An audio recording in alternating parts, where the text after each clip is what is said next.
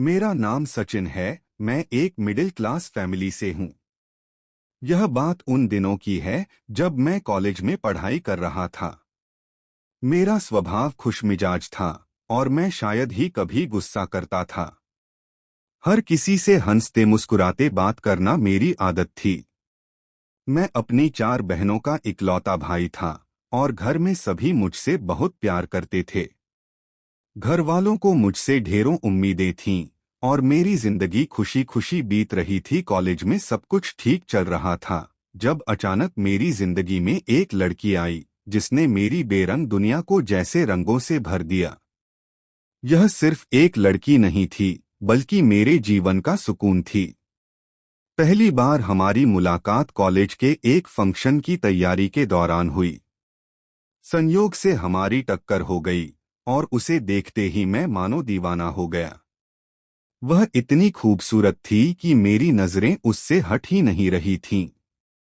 उसने मुझे देखकर हल्की सी मुस्कान दी और उसी पल मैंने ठान लिया कि मैं उसे अपनी जिंदगी का हिस्सा बनाकर रहूंगा। काफी कोशिशों के बाद मुझे उसका कांटेक्ट नंबर मिला और हमारी बातचीत धीरे धीरे शुरू हो गई। पहले हम दोस्त बने और फिर मैंने उसे अपने दिल की बात कह दी। उसने भी अपने दिल की बात बताई कि वह मुझे पसंद करने लगी है। हम दोनों ने अपने अपने परिवारों के बारे में भी बताया। अभी तो हम दोनों पढ़ाई कर रहे थे, इसलिए शादी का कोई सवाल नहीं था। लेकिन उस वक्त हम दोनों अपनी जिंदगी में बेहद खुश थे। हम दोनों एक दूसरे के साथ खूब वक्त बिताने लगे थे। कभी कॉलेज में पढ़ाई करते, कभी बाहर घूमते, तो कभी रात में चैटिंग करते। ये पल हमें एक दूसरे के और करीब ला रहे थे। उसका नाम अंजलि था और हम दोनों ही इस रिश्ते में बहुत खुश थे। अंजलि को अगर कभी किसी चीज की जरूरत होती तो मैं उसकी मदद के लिए हमेशा तैयार रहता। वह एक गरीब परिवार से थी, तो कई बार मैंने उसके मोबाइल का रिचार्ज करवाया और कुछ एक्सपेंसिव गिफ्ट्स भी दिए। चूंकि मेरे पापा एक अच्छी कंपनी में काम करते थे, मेरी जरूरतें उन्हीं की कमाई से पूरी हो रही थीं और मैंने उनकी दी हुई सहूलियतों से अंजलि को खुश रखने की पूरी कोशिश की। अंजलि भी मेरे इस ख्याल से बहुत खुश रहती थी। कई बार वह कहीं जाना चाहती तो मुझे कॉल कर देती और मैं उसे पिक ड्रॉप करने के लिए तुरंत पहुंच जाता था। मुझे महसूस होता था कि मेरा प्यार उसके लिए और गहरा होता जा रहा था क्योंकि मैं उसकी हर जरूरत को पूरा करने के लिए हमेशा तैयार रहता था। अंजलि मेरी जिंदगी में आई पहली लड़की थी जिसे मैंने इतना प्यार किया, वरना उससे पहले मैंने कभी किसी और को इस नजर से नहीं देखा था। इसी तरह समय बीतता गया और हमारी कॉलेज की पढ़ाई खत्म हो गई। अब मैंने सोचा कि इस रिश्ते को एक मुकाम दूं और अंजलि से शादी की बात करूं। मुझे लगता था कि अंजलि भी मुझसे शादी करने के लिए उत्सुक होगी, खासकर अब जब हमारी पढ़ाई पूरी हो चुकी थी। मैंने उससे कहा कि मैं उसके घर रिश्ता भेजना चाहता हूं और जब वह कहेगी मैं अपने मम्मी पापा को उसके घर भेज दूंगा। लेकिन जब मैंने अंजलि से शादी की बात की तो उसका रिएक्शन बिल्कुल भी वैसा नहीं था जैसा मैंने सोचा था।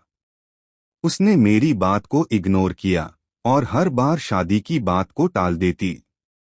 वह कहती थी, अभी शादी की बात मत करो, अभी सिर्फ प्यार की बातें करते हैं और जैसा चल रहा है उसे ऐसे ही चलने दो।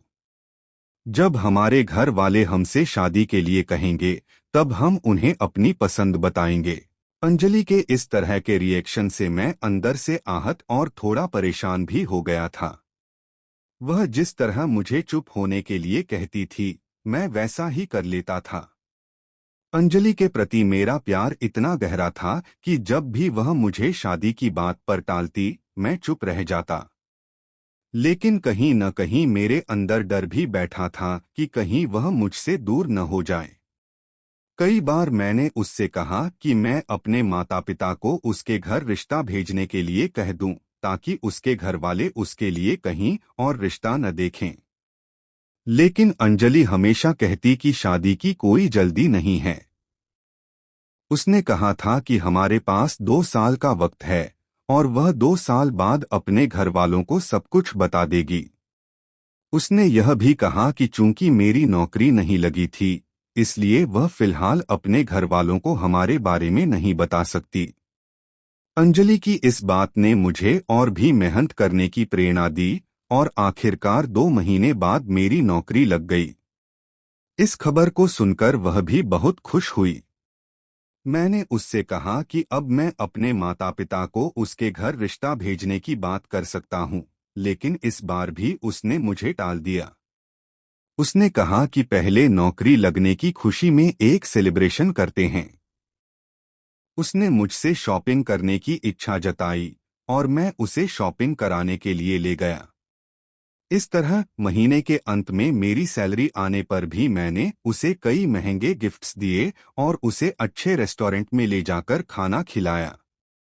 समय बीतता गया और मेरे घरवाले मेरी शादी के बारे में सोचने लगे। मैंने अपनी माँ को अंजलि के बारे में बताया और उन्होंने भी उसे पसंद किया। माँ ने कहा कि हम जल्द ही उसके घर रिश्ता भेज सकते हैं। मैंने जब अंजलि से यह बात की तो वह भड़क उठी और मुझसे गुस्से में कहने लगी कि मैंने अपनी माँ को उसकी फोटो क्यों दिखाई। उसने मुझसे बातचीत बंद कर दी और यहाँ तक कि उसने अपना नंबर भी स्विच ऑफ कर दिया। अब हालात ये थे कि मुझे उसका घर भी नहीं पता था, क्योंकि जब भी हम मिलते वह कॉलेज के रास्ते पर आ जाती थी और मैं वहीं से उसे पिक कर लेता था। मैंने उसका नंबर बार बार ट्राई किया, लेकिन उसने मुझे हर तरफ से ब्लॉक कर दिया। उसके अचानक गायब हो जाने से मैं टूट गया था। उसके कॉलेज की एक दोस्त से मदद मांगने के लिए मैंने उसे फोन किया और कहा कि अंजलि से मेरी बात करवा दे या मुझे उसका पता दे दे, ताकि मैं खुद उसके घर जाकर बात कर सकूं। मेरी बात सुनकर वह दोस्त हंसने लगी। मैंने नाराज होकर कहा कि मेरी मदद नहीं कर सकती तो कम से कम मेरी मोहब्बत पर हंसने का हक भी नहीं है। उसने कहा, तुम्हें क्या लगता है अंजलि तुमसे प्यार करती है? बेवकूफ, वह सिर्फ तुम्हारा इस्तेमाल कर रही है। उसकी ये बात सुनकर मेरे पैरों तले जमीन खिसक गई। मुझे समझ नहीं आ रहा था कि यह सच है या मजाक। अंजलि से मिले धोखे और पापा के जाने के बाद अब मेरी जिम्मेदारियां और भी बढ़ चुकी थीं। मुझे अपनी बहनों की शादी की चिंता सताने लगी थी। हालांकि उनके रिश्ते अच्छे घरों में तय हो चुके थे और दोनों के लिए यह एक अच्छा अवसर था, लेकिन मेरे पास इतने पैसे नहीं थे कि मैं दोनों की शादी एक साथ धूमधाम से कर सकूं। मेरी बची हुई सारी बचत पापा के इलाज में खर्च हो चुकी थी और हर महीने की तनख्वाह से घर का खर्चा ही मुश्किल से चलता था। अब मैं समझ रहा था कि एक घर को चलाने के लिए कितनी मेहनत और त्याग की जरूरत होती है। ऐसे में मैंने फैसला किया कि चाहे जितनी भी मेहनत करनी पड़े, मैं अपनी बहनों की शादी अच्छे से कराऊंगा। मैंने अपने दोस्तों से मदद की बात की, जो मेरी हालत देखकर पहले से ही मेरा सहारा बनने को तैयार थे। धीरे धीरे मैंने अपने घर की जिम्मेदारियों को संभालते हुए बहनों की शादी की तैयारियां शुरू कर दी। कि वो एसी ठीक करने आया है। डॉक्टर की पत्नी ने उन्हें घर के अंदर बुला लिया। अंदर जाकर जैसे ही उसने एसी की तरफ ध्यान दिया, हम तीनों ने एक कोने में इकट्ठा होकर चर्चा की कि कैसे चोरी करनी है। मेरा दिल तेजी से धड़क रहा था, लेकिन हमें अपना भविष्य सुधारने की आशा थी। हमने धीरे धीरे घर की जांच की और देखा कि डॉक्टर की पत्नी टीवी देखने में मग्न थी। हमने सोचा कि यह सही मौका है। मैंने कहा, चलो जल्दी करो। हमने पहले सभी दरवाजों और खिड़कियों की ताले की स्थिति देखी ताकि हम भागने के लिए तैयार रहें। फिर एक दोस्त ने तिजोरी की तरफ इशारा किया। हम जानते थे कि अमीर लोगों के पास तिजोरियों में नकद पैसे और कीमती सामान होते हैं। हमने कोशिश की कि उनकी पत्नी को ज्यादा शोर न हो और फिर हम एक दूसरे की मदद से तिजोरी को खोलने की कोशिश करने लगे। जैसे ही हम तिजोरी को खोलने लगे, अचानक डॉक्टर की पत्नी ने हमें देखा। वह घबरा गई और चिल्लाने लगी। क्या कर रहे हो? उसके चिल्लाने पर हम तीनों ने घबराकर भागने की कोशिश की, लेकिन हम सही से भाग नहीं पाए। एक दोस्त गिर गया और दूसरे ने उसे उठाने की कोशिश की, लेकिन तब तक डॉक्टर भी घर आ गया। डॉक्टर ने हमें पकड़ लिया और पुलिस को बुलाने की धमकी दी। हमारी हालत खराब हो गई थी। हमने सोचा था कि यह हमारी आखिरी चोरी होगी, लेकिन अब हमें अपनी जिंदगी का सबसे बड़ा पछतावा हो रहा था। हम तीनों को पकड़ लिया गया और पुलिस ने हमें गिरफ्तार कर लिया। इस घटना ने मेरी जिंदगी को पूरी तरह से बदल दिया। मुझे यह महसूस हुआ कि हम गलत रास्ते पर जा रहे थे। मुझे अपने परिवार की जिम्मेदारियों का भी एहसास हुआ। मैं अंजलि को भूलने की कोशिश कर रहा था, लेकिन इस पूरे मामले ने मुझे उसके साथ बिताए हुए अच्छे लम्हों की याद दिला दी। अगले कुछ महीनों में मुझे जेल में रहना पड़ा। उस समय मैंने सोचा कि मैंने अपने परिवार और खुद के लिए कितना बड़ा गलती की है। जब मैं बाहर आया तो मैंने ठान लिया कि मैं फिर से कभी भी गलत रास्ते पर नहीं जाऊंगा। मुझे अपनी बहनों की शादी के लिए कुछ करना था और अपने पापा की यादों को संजोकर रखना था। जब मैं जेल से बाहर आया तो मेरे दोस्त भी वहीं थे, लेकिन हम सबने अपने रास्ते अलग कर लिए। अब मैं एक नई शुरुआत करना चाहता था, ईमानदारी से मेहनत करके अपने परिवार की जिम्मेदारियों को निभाना चाहता था।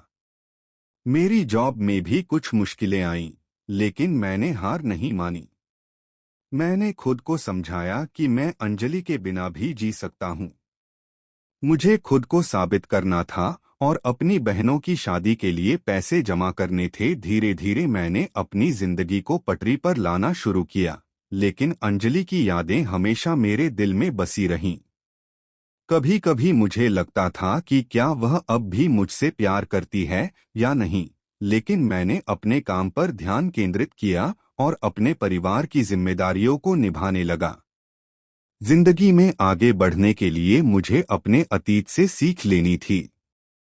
अब मैं अपने भविष्य के लिए संघर्ष कर रहा था और इस बार मुझे पता था कि मुझे सही रास्ते पर चलना है। हम कंपनी से एसी ठीक करने के लिए आए हैं, यह कहते ही गार्ड्स ने हमें घर के अंदर जाने की अनुमति दे दी। जैसे ही हम अंदर पहुंचे, एक नौकरानी आई और हमें उस कमरे की ओर ले गई जहां एसी ठीक करना था। मेरा एक दोस्त पीछे के रास्ते से घर के अंदर गया ताकि वह घर के लोगों पर नजर रख सके। अनुज और मैं एसी की मरम्मत में व्यस्त हो गए। थोड़ी देर बाद मेरे दोस्त ने नौकरानी से कहा, मालकिन को बुला दो, वही हमें बता सकती है कि इसमें क्या दिक्कत है। नौकरानी ने मालकिन को बुला लिया। जब मैंने उसे देखा तो मेरी आंखें फैल गईं। मैं उसकी खूबसूरती में खो गया। वह कोई और नहीं बल्कि अंजलि थी। मुझे अपने पैरों पर खड़ा रहना भी मुश्किल हो रहा था। अंजलि अब इस डॉक्टर की पत्नी बन चुकी थी और उसकी उपस्थिति ने मेरे दिल में खौफ पैदा कर दिया। उसकी नजरों में मुझे शर्मिंदगी साफ नजर आ रही थी। तभी एक आदमी आया और उसने अंजलि के कंधे पर हाथ रखा। उसने कहा, जल्दी से काम बताकर कमरे में आ जाओ, मैं तुम्हारा इंतजार कर रहा हूँ। यह सुनकर मेरे अंदर गुस्सा भरा गया। मेरे दोस्त ने मुझसे कहा, तुम्हें इन दोनों का ध्यान भटकाना है ताकि हम चुपके से चोरी कर सकें, लेकिन मुझे अंजलि की यादों ने जकड़ लिया था। मैंने अपने दोस्त से कहा, मैं यहाँ चोरी नहीं कर सकता। उसने मुझसे कहा, हमने कितनी मुश्किलों से यहाँ पहुँचा है, यह हमारी आखिरी चोरी होनी चाहिए। मैंने अपने दोस्तों को कहा, तुम लोग चोरी करो, मुझे यहाँ से जाना है। मैं अपने घर गया और अपने कमरे में बंद हो गया, जहाँ मैंने अंजलि के धोखे के लिए बहुत रोया। अगली सुबह मेरे दोस्त आए और उन्होंने कहा कि हमारी चोरी सफल रही। उन्होंने मुझे मेरे हिस्से के पैसे देने की कोशिश की, लेकिन मैंने मना कर दिया। मैंने उन्हें बताया कि मुझे पैसे नहीं चाहिए। इसके बाद मैंने अंजलि से मिलने का फैसला किया। मैंने गार्ड्स को बताया कि मैं एसी के लिए स्पेयर पार्ट्स लाया हूं। मुझे अंदर जाने दिया गया। जब मैंने अंजलि को देखा तो मेरे दिल में गुस्सा और नफरत भर गई। मैंने कहा, तुमने मेरे साथ बहुत बुरा किया। तुमने मोहब्बत का मजाक बनाया। अंजलि ने मुझसे माफी मांगी और कहा, मैं जानती हूं मैंने तुम्हारे साथ गलत किया। मैंने कहा, अगर तुम सच में पछताती हो तो अपने पति को धोखा क्यों दे रही हो? तुमने मेरी जिंदगी के साथ खेला और अब भी तुम उसी में लगी हो। उसने कहा, मैंने तुम्हारे साथ बेवफाई की, लेकिन तुम्हें नहीं पता कि मुझे इसके लिए सजा मिल रही है। मेरे पति को मुझसे कोई प्यार नहीं है। वो तो रात को नाइट शिफ्ट पर जाता है और किसी और को मेरे साथ भेजता है। उसकी बात सुनकर मुझे महसूस हुआ कि अंजलि का चरित्र और उसकी सच्चाई क्या है। मुझे पता चल गया था कि वह सिर्फ अपनी भलाई के लिए मेरे साथ थी। शादी से पहले मैंने जो कुछ किया वही सब मुझे शादी के बाद भुगतना पड़ा। आज भी मैं कई मर्दों की हवस का शिकार हो चुकी हूँ। मेरी शादी को काफी समय हो गया है, लेकिन मैं अभी भी किसी के लिए मान नहीं बन सकी। मेरा पति मुझे अलग अलग आदमियों के पास भेजता है जो मेरी इज्जत के साथ खेलते हैं। कल रात तुम्हें देखकर मैं अपने बीते हुए कल में पहुंच गई थी और मुझे तुम्हारी मोहब्बत का एहसास हुआ। जब मैं यहाँ आई तब मुझ पर जुल्म होने लगे। मुझे नए नए मर्दों की मोहब्बत पाने का बहुत शौक था और देखो, शादी के बाद मेरे साथ ऐसा ही हुआ। मेरा पति नए नए मर्द लाकर मेरे सामने खड़ा कर देता है और मुझे उनके साथ रात बितानी पड़ती है। अपने पति के होते हुए मैं एक घिनौना काम करती हूँ, सिर्फ अपने पति की वजह से। अगर मैं ऐसा नहीं करूंगी तो वह कहता है कि वह मुझे जान से मार देगा। यही वजह थी कि उसने मुझ जैसी गरीब लड़की से शादी की थी। अंजलि मेरे पैर पकड़कर फूट फूट कर रोने लगी। मैंने उसे संभालकर अपने सामने बैठने के लिए कहा। उसने अपने आंसू पोंछे और कहा, मैं जानती हूं कि कल रात तुमने और तुम्हारे दोस्तों ने यहाँ पर चोरी की है। तुम तो यहाँ से चले गए थे, लेकिन बाकी का काम तुम्हारे दोस्तों ने पूरा कर दिया था। मैंने इस बारे में किसी को कुछ नहीं बताया। मेरे पति के पास इतना पैसा है कि 80 लाख की चोरी भी उसे कोई फर्क नहीं पड़ेगा। अगर उसने मुझसे इन पैसों के बारे में पूछताछ की तो मैं तुम पर या तुम्हारे दोस्तों पर कोई इल्जाम नहीं आने दूंगी। मैं कह दूंगी कि वह पैसे मुझसे खर्च हो गए या मैं कहीं पर रखकर भूल गई। अंजलि की बात सुनकर मैं दंग रह गया। मैंने उससे पूछा, तुम यह सब क्यों बर्दाश्त कर रही हो? अगर तुम्हारा पति ऐसा करता है तो तुम उसे छोड़ क्यों नहीं देती? वह बोली, मैं अपने पति को छोड़ दूं? चाहे तो अभी जाकर पुलिस को सब कुछ अपने पति के बारे में बता दूं, मगर मैं ऐसा जानबूझकर नहीं कर रही हूं। यह सब मेरी सजा है, वही सजा जिसमें मैंने तुम्हारा दिल दुखाया, तुम्हारे साथ बेवफाई की और तुम्हें धोखा दिया। मुझे माफ कर दो मुकुल। मैं अपनी गलती पर बहुत शर्मिंदा हूं। मुझे मेरी सजा मिल चुकी है। बस तुम मुझे और बद्दुआ मत देना, क्योंकि अगर आगे मेरे साथ कुछ गलत होता है तो मैं सहन नहीं कर सकूंगी। मैं तुमसे प्यार करती हूँ और काश मुझे मौका मिलता कि मैं अपनी मोहब्बत तुम्हारे सामने जाहिर कर सकूं। यह कहकर वह जोर जोर से रोने लगी। अंजलि को देखकर मेरा दिल पिघलने लगा। उसकी हालत देखकर मुझे उस पर तरस आ रहा था और मेरी आंखों में आंसू आ गए। मैंने अंजलि से कहा, तुम्हारा पति तुम्हारे साथ बहुत गलत कर रहा है। तुम्हें मेरे साथ चलना होगा और पुलिस में जाकर उसके खिलाफ शिकायत दर्ज करानी होगी। वह बोली, मैं ऐसा नहीं कर सकती। इसे छोड़ने के बाद मैं कहाँ जाऊंगी? मेरे घर वाले मुझे एक्सेप्ट नहीं करेंगे। वे तो गरीब लोग हैं। पहले भी मेरी किसी ख्वाहिश को पूरा नहीं करते थे। अब तो वह अपनी तलाकशुदा बेटी को अपने घर में बिल्कुल भी बर्दाश्त नहीं कर सकेंगे।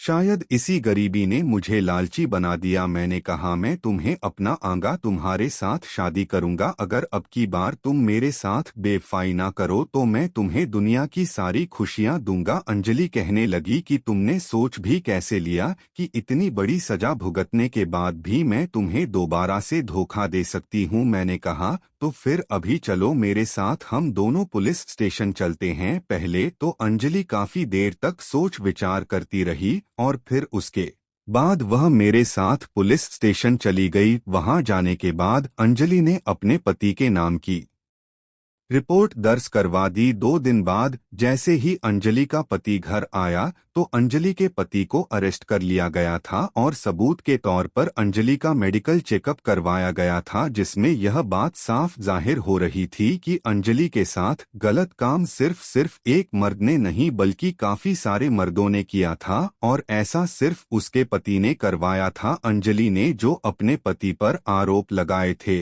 वह सब मेडिकल की रिपोर्ट आने के बाद क्लियर हो गए थे। इस तरह उसके पति को लंबी सजा हो गई थी। अंजलि ने अपने पति से डिवोर्स ले ली थी और फिर मैं उसे अपने साथ घर ले आया था। मेरी मम्मी ने उसे मेरी खुशी की खातिर एक्सेप्ट कर लिया था। जो पैसे मेरे दोस्तों ने अंजलि के घर से चोरी किए थे, हम दोस्तों ने उन पैसों से अलग अलग अपने बिजनेस स्टार्ट कर लिए थे। मैंने अपने पैसे से एक बड़ा सा कंप्यूटर इंस्टीट्यूट खोल लिया था जहां पर मैंने ढेर सारे कंप्यूटर्स रखे थे और मैंने लोगों को कंप्यूटर सिखाने का काम शुरू कर दिया था।